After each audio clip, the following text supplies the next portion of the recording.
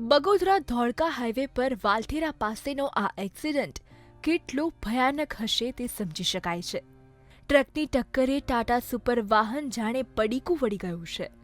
રસ્તા પર લોહી લથબથી રહ્યું છે અને નાનો મોટો માલ સામાન વેરણ છેરણ થઈ ગયો છે.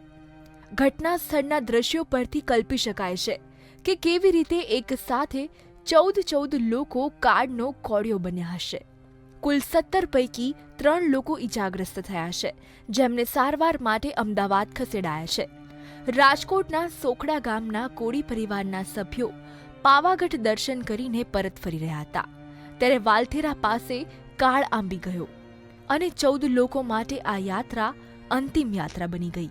મૃતકોમાં પિતા પુત્ર સહિત 3 ઘરના 2 સગા ભાઈનો સમાવેશ થાય છે. એક સાથે 14 લોકોના મોતથી નાનું એવું સોખડા ગામ શોકમગ્ન બન્યું છે. ટીમ ગુજરાત, દિવ્યભાસ્કર.com